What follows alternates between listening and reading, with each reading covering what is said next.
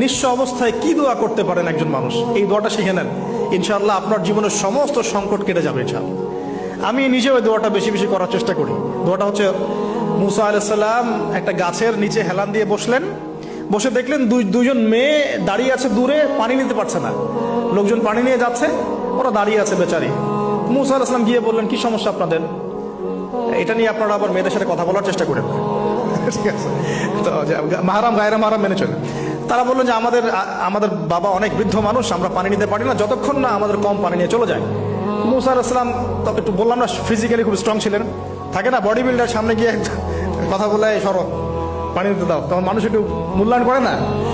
তো মুসা আলাইহিস সালাম এভাবে পানি নিয়ে দিলেন এবং বাছুরদেরকে পানি পান করালেন, করিয়ে গাছের নিচে এসে বসে আছেন। পৃথিবীতে নাই, বসে বসে তিনি দোয়া করছেন, এই যে দোয়া করছেন, রব্বি।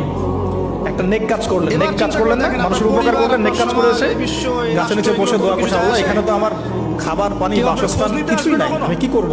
রব্বি ইন্নী লিমা আনজালতা ইলাইয়া মিন খায়রিন ফাকির, রব্বি ইন্নী লিমা আনজালতা ইলাইয়া মিন খায়রিন ফাকির। আবার বলেন, রব্বি ইন্নী লিমা আনজালতা ইলাইয়া মিন খায়রিন ফকির। অর্থ হচ্ছে, হে আল্লাহ, তুমি তোমার পক্ষ থেকে আমার উপরে যে নিয়ামতগুলো দিবে, আমি এর জন্য ফকির হয়ে বসে আছি। আল্লাহ অর্থ বুঝে পড়বেন ভাই, নামাজ রোজা হজ জাকাত যাই করেন আল্লাহর ওয়াস্তে অর্থ বুঝে পড়বেন।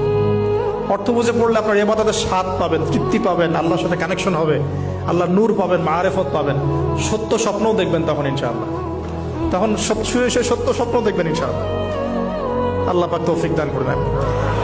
এবার আল্লাহ পাকের সাহায্য নেমে আসলো, ওই দুই মেয়ের মধ্যে একজন হেঁটে হেঁটে চলে আসছে। এবার এই মেয়ের হাঁটা সম্পর্কেও কোরআন কথা বলেছে, সুবহানাল্লাহ।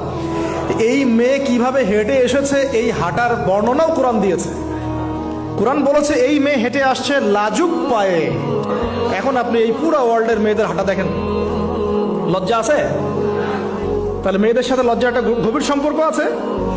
এই মেয়ের প্রশংসা আল্লাহ পাক কোরআনে করলেন, লাজুক পায়ে, লাজুক ভঙ্গিতে, অবনত নয়নে সে হেঁটে আসলো। এখন আপনি কেলে যান, গো টু খেল, আপনাদের টুইন টাওয়ারে যান, দেখেন সবার হাঁটার চলা দেখেন। হায়া লজ্জার কোনো বালাই আছে এখানে? আমি গত লেকচারে বলেছিলাম যে আদম আলাইহিস সালাম এবং হাওয়া আলাইহিস সালাম, ইবলিস তাদের সাথে প্রথম যে আচরণ করেছে ওই ফল খাওয়ানোর পরে, সেটা কি? তাদের গা থেকে পোশাক খুলে পড়ে গেছে, মানে নগ্ন করে দিয়েছে আমাদের পিতামাতাকে, মহাবিশ্ব নগ্ন করে দিয়েছে কে?